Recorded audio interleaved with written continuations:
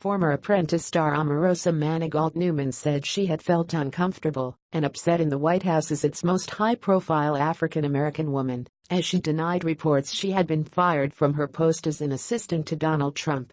She also hinted strongly that she had revealing and potentially damaging stories to share from her time in the Trump administration. As the only African-American woman in this White House, as a senior staff and assistant to the president, I have seen things that have made me uncomfortable, that have upset me, that have affected me deeply and emotionally, that has affected my community and my people, Omarosa said.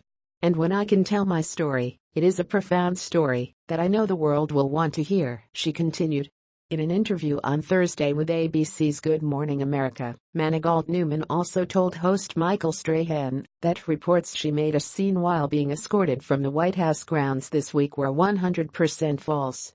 Several White House reporters, including CNN's April Ryan, had relayed that after a heated, expletive-laden fracas with White House Chief of Staff John Kelly, she was removed from the premises. John Kelly and I had a very straightforward discussion about concerns that I had, issues that I raised, and, as a result, I resigned, and it will be taking place 20 January, when I leave this very interesting administration, Manigault-Newman said. She also denied reports that she tried to enter the White House residence to see Trump, calling those reports ridiculous and absurd. The U.S. Secret Service said on Wednesday that it was not involved in the termination process of Ms. Manigault-Newman or the escort off of the complex, but its statement seemed to suggest that she was in fact escorted away, just not by them.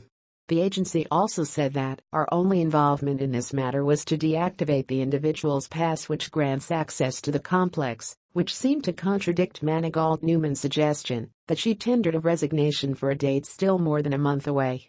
One of Trump's most prominent African-American supporters, Manigault-Newman was an assistant to the president and director of communications for the White House Office of Public Liaison, working on outreach to various constituency groups. But the office languished under her watch, and Kelly had indicated that changes were forthcoming, including her dismissal, according to two White House officials who spoke to the Associated Press on condition of anonymity. The officials said Manigault-Newman was escorted from the White House complex Tuesday night, but was later allowed to offer her resignation. A source familiar with Manigault-Newman's departure told The Guardian that a refusal to defend the administration had long been a sticking point. Manigault-Newman went dark after Charlottesville and checked out, the source said, alluding to the moment in August when Trump denounced violence on many sides surrounding a rally which united white supremacists and neo-Nazis in a show of strength. The white supremacists marched carrying flaming torches and chanting "Jews will not replace us." Trump said there were very fine people marching alongside the neo-Nazis. Manigault-Newman also was unwilling to talk about Trump's civil rights record in the wake of his visit to the opening of a new museum in Mississippi on Saturday, nor was she willing to defend his support for Roy Moore in Alabama, a candidate who claimed America was last great during the era of slavery.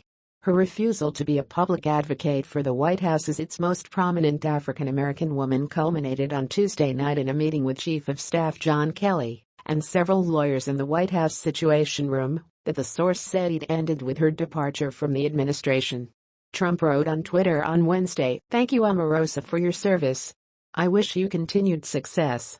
Later, in answer to a question from a reporter, he insisted, "I like Omarosa. Omarosa is a good person." But at the Daily Briefing, Press Secretary Sarah Sanders admitted that Manigault-Newman had raised concerns during her time there. "I know she regularly brought up specific issues where they were talked about in meetings and we addressed them at the time," she said, adding she was not aware of details. "It's something that we take seriously and something we want to see improve across all fronts." Sanders was asked pointedly how many senior staffers in the administration are African American. She claimed, "Look, we have a really diverse team across the board at the White House. We always want to continue to grow the diversity here. We're going to continue to do that and continue to work hard."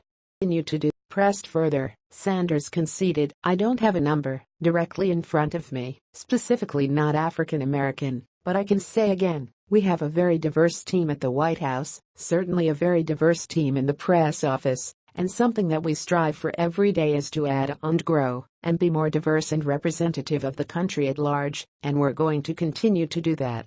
asked bluntly whether the celebrity aide had been fired, was yelling and cursing at Kelly, and was escorted off the property. Sanders declined to get into the weeds of a personnel decision, but said Omarosa would be back at the White House on Thursday afternoon for her last weeks in the job. Manigault-Newman's exit comes at the beginning of what's expected to be a wave of departures. Deputy National Security Advisor Dina Powell is also leaving early next year. Manigault-Newman, who drew a top salary of $179,700, was one of Trump's highest-profile supporters during the campaign. She also worked with Trump's transition team. A former contestant on the first season of The Apprentice, Trump's former reality TV show, Manigault-Newman had long been unpopular with several senior West Wing officials, including senior advisor and Trump's son-in-law Jared Kushner and Kelly. The retired Marine general, who has made it his mission to tighten White House operations and streamline how Trump gets information, has told aides that he wanted to curtail the number of White House officials with ill-defined positions and responsibilities.